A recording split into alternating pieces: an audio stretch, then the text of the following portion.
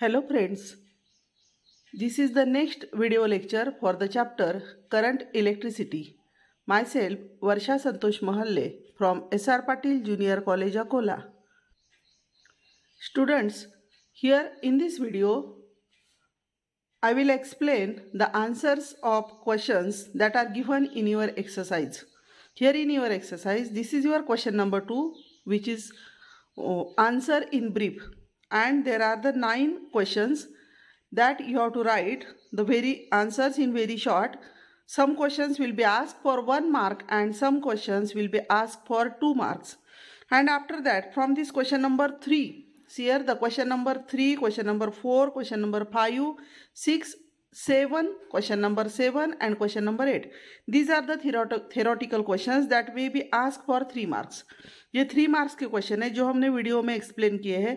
Obtain the balancing condition in case of Wheatstone's network. Wheatstone's network का video देखकर आप ये क्वेश्चन प्रिपेयर कर सकते हो.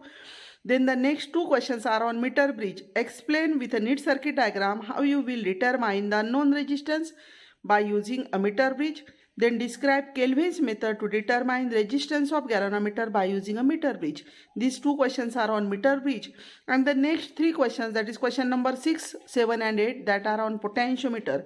In the question number 6, it depends on comparison of EMF of 2 cells by separate method or individual method. The question number 7, comparison of EMF of 2 cells by combination method, that is by sum and difference method. And the next question is how to determine internal resistance of a cell by using the potentiometer. देखो potentiometer के 3 video है जिसमें ये 3 questions explain किए हैं, और metre bridge के जो 2 वीडियो है उसमें हमने ये 2 क्वेश्चंस एक्सप्लेन किए हैं. Now in this video I will explain all these questions and the question number 9 also, on what factor does the internal resistance of a cell depend. Students, now in your textbook question number 2, answer in brief, the first question is define or describe a potentiometer. A potentiometer is a device which does not draw any current from the circuit, acting like an ideal voltmeter and measure the potential difference accurately. ये video में भी हमने देखा है. You can write it in 3 separate sentences also. You know that potentiometer is an ideal voltmeter. Potentiometer work as an ideal voltmeter. Potentiometer measures very small potential difference accurately, and the potentiometer is a device which does not draw any current from the circuit. Now the next question, define potential gradient. In your textbook also this definition is given. Define potential gradient. Principle of potentiometer जिस video में explain किया उसमें हमने definition ली है. Potential gradient is defined as potential difference per unit length of the wire. Now see here, you know that what is potentiometer. See here, what is potentiometer? Potentiometer is nothing but a uniform cross sectional area wire, metal wire having uniform cross section, and the length of the wire is near about 4 meter to 10 meter. The 4 meter wire is cut into 4 separate pieces, of each piece having the length 1 meter and that are fixed on a wooden board. ये हमने last video में देखा है. ये जो potentiometer है, ये potentiometer के अक्रॉस हम कनेक्ट करते हैं battery, key and rheostat. Now when the current is flowing through this potentiometer, there is a voltage developed across the potentiometer wire. A is the higher potential point where we connect the positive terminal of the battery, and B is the lower potential point where we connect the negative terminal of the battery through the key and rheostat. Now across this wire AB, what is the total voltage? We called it as V, or we can call it as VAB, that is the total potential difference upon total length of the wire. Here the length of the wire is 4 meter. When we calculate this ratio, that ratio gives us potential gradient per unit length. Suppose here the potential voltage across this wire AB, we consider 8 volt is the total potential, and the length of the wire is 4 meter, then 2 volt per meter, that is the potential gradient. We can convert it into centimeter also. Thus, what is potential gradient? Potential difference per unit length across the potentiometer wire, that is called as potential gradient. Now, why should not, the third question, why should not the jockey be slided along the potentiometer wire? When we perform the potentiometer experiment in the lab, to compare the EMF of two cells to determine internal resistance of a cell, we draw here some circuit. When we connect all the circuit and close the key, we have to tap the jockey on the wire to obtain the null point in the galvanometer. In that case, we can slide the jockey also, but sliding the jockey is not allowed. Is that we should not slide the jockey on the wire, because when we slide the jockey on the wire, there may be friction produced between the wire and the jockey, and that will increase the temperature there. The wire may get heated, and that's why the area of cross section of the wire may be changed. And in our experiment in the potentiometer, the area of cross section of the wire should be uniform, so we have to take that precaution. Now, the third question is that, are the Kirchhoff's law applicable for both AC and DC circuits? This is the third question that is asked in your book. Kirchhoff's law are applicable for DC as well as AC circuit. We know the Kirchhoff's law, Kirchhoff's first law, current law, and Kirchhoff's voltage law. Both are applicable for DC as well as AC circuits. They can be accurately used for DC circuits and also for low frequency AC circuit. In case of AC, through summation of current should be done in vector form or using instantaneous value for the AC component of the circuit. We can take the instantaneous value of that current and voltage. Now let us turn to the next question. Question number 5. In the Wheatstone meter bridge experiment, the null point is obtained in middle 1/3 portion of the wire. Why is it recommended? Students, see here, this is your meter bridge experiment diagram to determine unknown resistance. You know that what is meter bridge? In the meter bridge, again there is a 1 meter length wire, uniform metal wire. A metal wire having uniform cross-sectional area and length 1 meter is stretched and fixed on the wooden board between these points A and B. And when the two ends of the wire are connected between the metal strips, L-shaped metal strips, and the third metal strips is also there, and there are the two gaps. The gap on the left side is called as left gap, and gap on the right side is called as the right gap. We connect the jockey at point C across the galvanometer, and the another point of the galvanometer is connected to the jockey. When we touch the jockey at different points on the wire and obtain the null point D, for which galvanometer shows 0 deflection, and then we measure the length Lx, that is length opposite to X, unknown resistance, and the another length as Lr, that is the length of the wire opposite to the resistance box. This length Lx and Lr should be near about approximately value near about 50 centimeter. Or here we generally obtain the null point. We adjust the resistance from this resistance box in such a way that our null point should be between 30 centimeter to 60 centimeter, 30 to 60, near about 40, 50. That is best. Why we choose that? Because to reduce the percentage error in the measurement of Lx and Lr, so that our value of X that we measure in this experiment, that should be correct. There should be minimum error in our result. So you can write the question here in detail. In Wheatstone meter bridge experiment, the null point is obtained in middle 1/3 portion of the wire.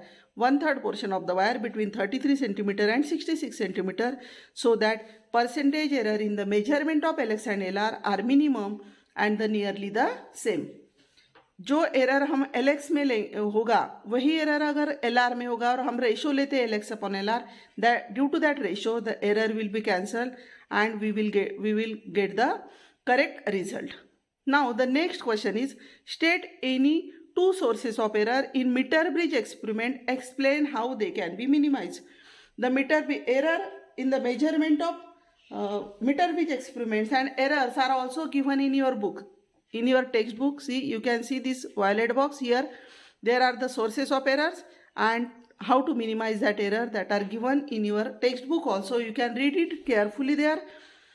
Here, the sources of error are the cross-sectional area of the wire may not be uniform. Yes, the area of cross-section of the wire may be changed and that will produce the error. That is the source of error. The ends of the wire are soldered to the middle metallic strips. Yes, where contact resistance is developed due to the connections, which is not taken into account. We soldered there. See again in the meter bridge diagram. See, this is your meter bridge diagram. The end points of the wire are here soldered to the metallic L strip, and due to that there will be some contact resistance that we not consider in the experiment, that will produce the error here. That may be also the source of error, and the measurement of Lx and Lr may not be accurate. When we measure the Lx, sometimes the Lx is 54.7 centimeter and we say that it is 54.3 or 4 centimeter, then it may cause also the error. That will be also the sources of error. So how to minimize that error? There are the methods given. The value of R is so adjusted that the null point is obtained around middle 1/3 portion of the wire. हमने पहले भी देखा है, जब हम null point obtain करते हैं, we should choose the resistance from resistance box in such a way that the null point should be near about at the middle of the wire. Then the experiment is repeated by interchanging the position of unknown resistance X and known resistance box R. जो left gap में हम unknown resistance connect करते हैं और right gaps में resistance R connect करते हैं, we should interchange the position of that. पहले हम एक्सपेरिमेंट करेंगे, लेफ्ट गैप में एक्स और राइट गैप में आर फिक्स करेंगे. Yes, then for the next procedure we interchange the position of this R and X. R we connect in the left gap and X we connect in the right gap, and then again we take the readings, and by taking the average of Lx and Lr we will calculate that. Now let us see the next question. What is potential gradient? How is it measured? Explain. Again we know now the definition of potential gradient, as you have learned it in the first question also. What is potential gradient? Potential gradient is defined as potential difference per unit length of the wire. We calculate it as potential difference, total potential difference across the potentiometer wire upon total length. Now this potential difference we can say current flowing through the wire multiplied by its resistance.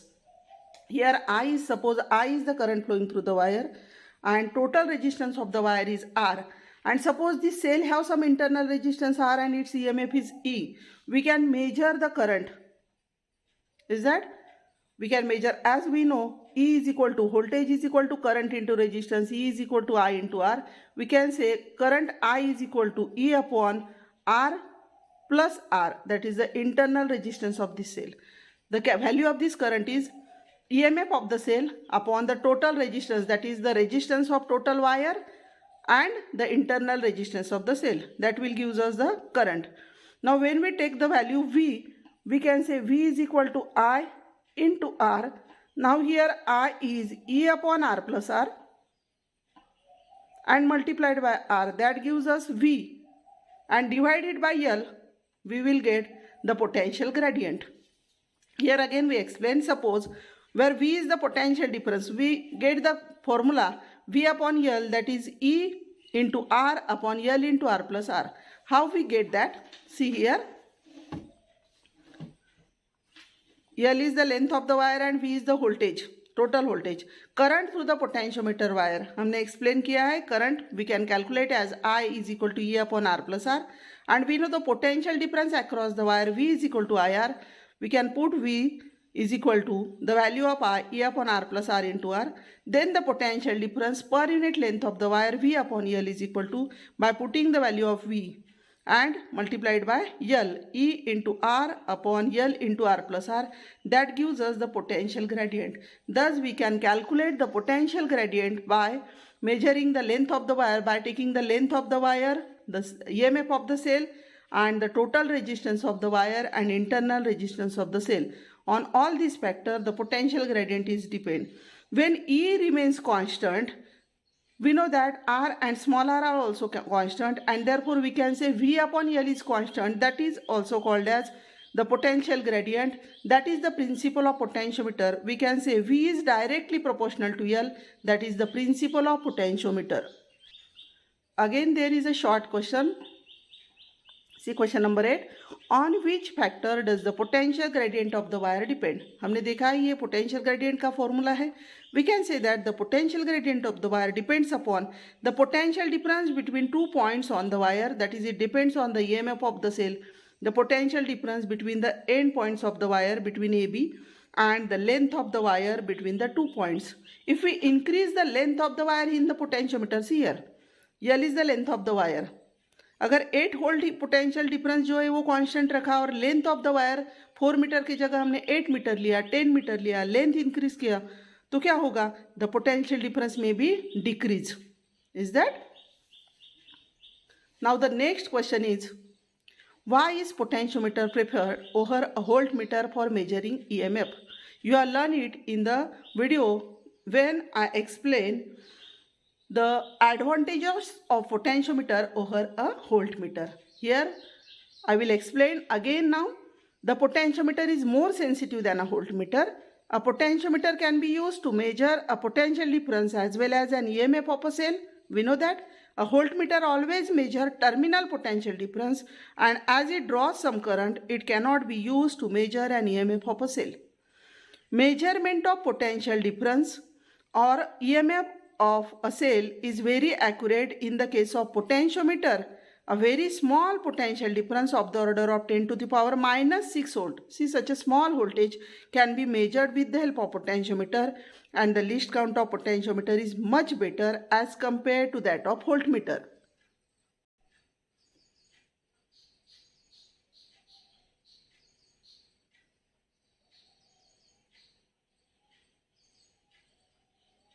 Now state the uses of potentiometer. The potentiometer is used as a voltage divider, potentiometer is used as an audio control, and potentiometer used as a sensor that are given in your book. And also you can say the potentiometer is used to compare the EMF of two cells, to find the internal resistance of a cell, and also to find the EMF of a cell. Now the next question is, what are the disadvantages of potentiometer? You will learn it in one video again. Potentiometer is not portable as like that of the voltmeter. We can move the voltmeter anywhere, but the potentiometer is not portable. Direct measurement of potential difference or EMF is not possible. These are the two main disadvantages of potentiometer. Now we turn towards the next question, that is distinguish between potentiometer and a voltmeter. This question may be asked for 2 marks. And from the advantages and disadvantages of potentiometer, we can prepare this question. Distinguish between potentiometer and voltmeter. We know that in potentiometer, the resistance of potentiometer is infinite. That's why it works as an ideal voltmeter. And in the voltmeter, it has some finite resistance. Potentiometer has high sensitivity, while the voltmeter has low sensitivity.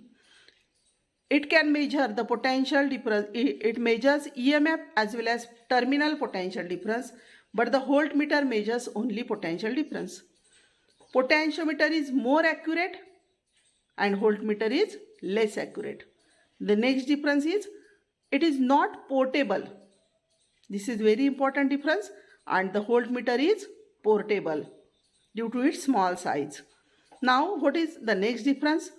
It does not draw any current from the source of known EMF. इस पे हमने एक objective भी देखा था. और voltmeter draws some current from the source of EMF.